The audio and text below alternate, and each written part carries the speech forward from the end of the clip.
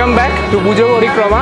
আজকে আমি চলে এসেছি সাউথ কলকাতার হিন্দুস্তান পার্ক সার্বজনীনের বাইরে এখন দাঁড়িয়ে আছি। তো এটা দিয়ে আজকে আমরা স্টার্ট করছি। তো চলুন ভেতরে গিয়ে দেখাই যে এদের কি পরিকল্পনা এবারের পুজো নিয়ে।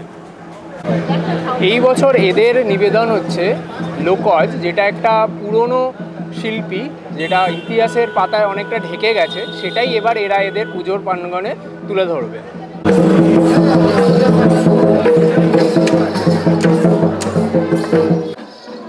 এখানে ভেতরে একটা খুব গ্রামীণ লোকশিল্পীর একটা পরিবেশ, এবং এখানে কিন্তু একটা সাঁওতালি নাচ হচ্ছে, যেটা জাস্ট একটু আগে হচ্ছিল, এখন জাস্ট এটা থামলো, এবং ব্যাকগ্রাউন্ডে পুরো সাঁওতালি একটা ফোক সং চলছে।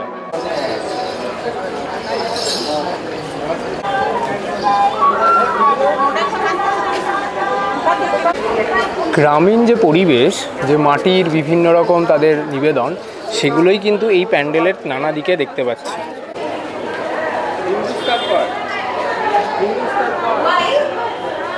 এখানে মাতৃ প্রতিমা কিন্তু ভূমি থেকে অনেকটা উপরে, এবং একটা এরকম ষাঁড়ের ওপরে অবস্থান করছে, এটা উপরেই দেখতে পাচ্ছেন এরকম।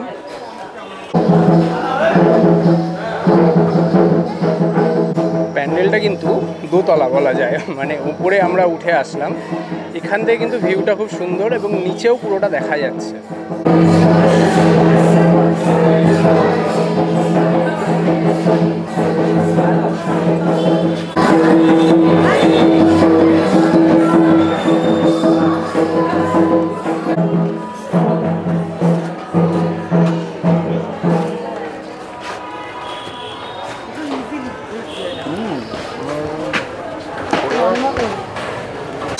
আমরা নেক্সট চলে এসেছি সমাজসেবী। বালিগঞ্জ এরিয়ার একটা খুব পুরনো পুজো। এবার সমাজসেবীর কিন্তু যে নিদর্শন, সেটা হচ্ছে পথের পাঁচালী।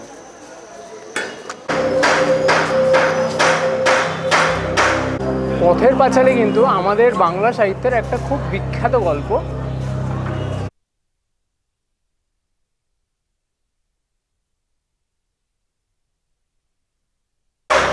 পথের পাঁচালীর বিভিন্ন রকম গল্প কথা নিয়ে কিন্তু এবারে সমাজসেবীর এই প্রতিবেদন।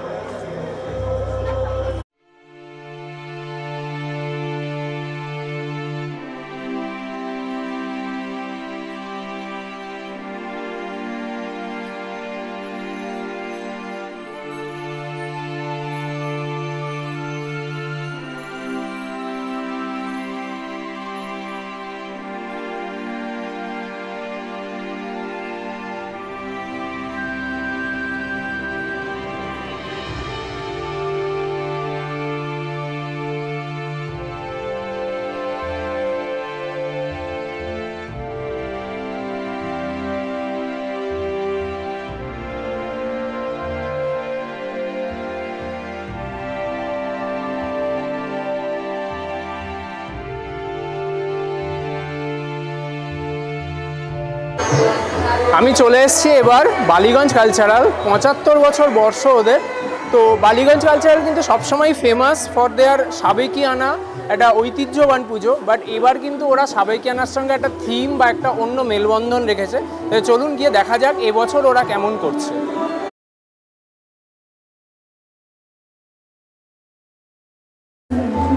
আলো রোশনাইয়ে কিন্তু একটা দারুণ প্যান্ডেলের উপভোগ করতে চলেছেন আপনারা।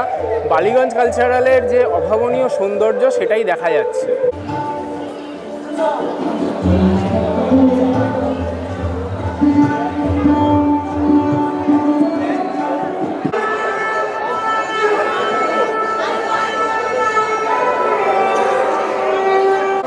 বালিগঞ্জ কালচারাল মানে কিন্তু একটা সাবেকিয়ানা, কিন্তু এবছর বালিগঞ্জ কালচারের যিনি শিল্পী, তিনি কিন্তু সুশান্ত শিবানী পাল, যিনি মেনলি থিম পুজো করেন।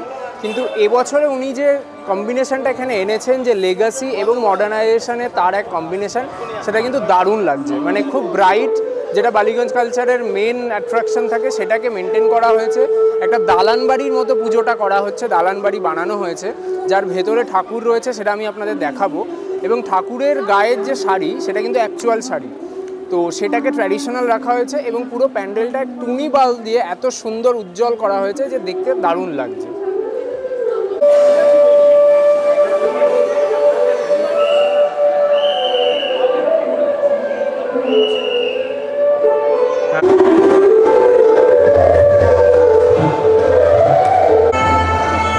ঐতিহ্যের পরম্পরা রেখে এই শাড়িটা কিন্তু দিল্লি থেকে আনা হয়েছে এবং এই শাড়িটা যদি ক্লোজে আপনারা দেখেন, শাড়িটা কিন্তু অসাধারণ একটা সাদা রঙের শাড়ি, যেটা পুরো কাজ করা। তো এই সুন্দর মাতৃ প্রতিমার সঙ্গে এই যে অভাবনীয় একটা আবহ, এটা কিন্তু অসাধারণভাবে শিল্পী তুলে ধরেছে।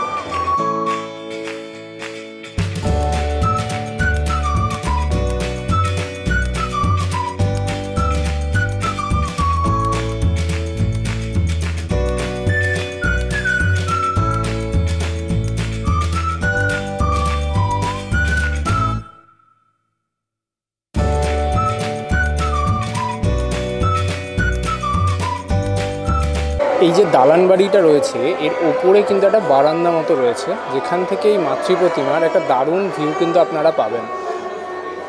এখান থেকে যেরকমভাবে আলোকসজ্জা করা হয়েছে এবং যেটা ট্র্যাডিশনাল যে ঠাকুর, সেটাকে কিন্তু রেখেই করা হয়েছে।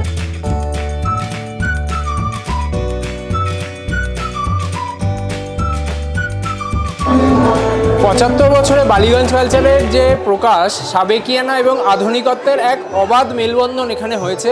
পুরো প্যান্ডেলটা আমি দেখালাম আপনাদের সাথে। তো আমার অনুরোধ এটাই থাকবে, আপনারা যখনই সাউথ ক্যালকাটা আসবেন, বালিগঞ্জ কালচারাল এবারের জন্য কিন্তু মাস্ট ভিজিট। এখানে যেমন আপনি পাবেন থিমের ছোঁয়া, তেমন এখানে পাবেন যে লেগাসি বা এদের যে সাবেকিয়ানা, সেটাও।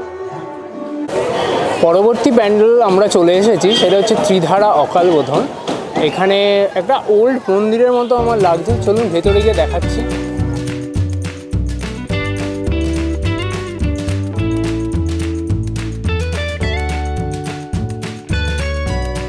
ত্রিধারার এবারের যে নিবেদন, সেটা হচ্ছে একটা কাল্পনিক মন্দির এবং সেখানে শিল্পী দেখাতে চেয়েছেন যে আমাদের পিতৃপুরুষরা যে সময় পুজো করতেন, সেই সময় ঠাকুরের যে রূপ এবং তারপরে যুগে যুগে সেই রূপ এবং চিত্র বদলে আজকে যেখানে এসে দাঁড়িয়েছে। এই যে জায়গাটা, এখানে কিন্তু ২৬ তারিখের পর থেকে এখানে একটা লাইভ পারফরমেন্স হবে, যেটা হবে শিব তাণ্ডব। বেনারস থেকে প্রচুর আর্টিস্ট এখানে আসবেন এবং সারা দিন ধরে সেই শিব তাণ্ডব এখানে ওরা পরিবেশনা করবে।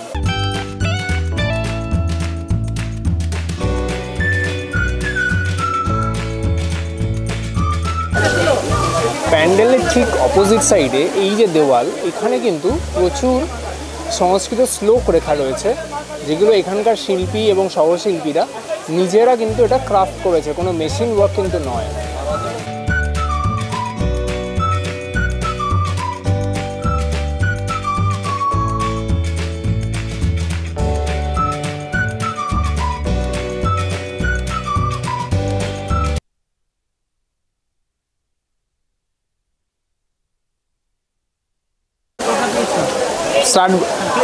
গৌরাঙ্গ কৈলা নিবেদিত ত্রিধারার অকাল বোধনে এবারের যে আবহ, সেটা একটা কাল্পনিক মন্দির আপনাদেরকে ঘুরে দেখালাম।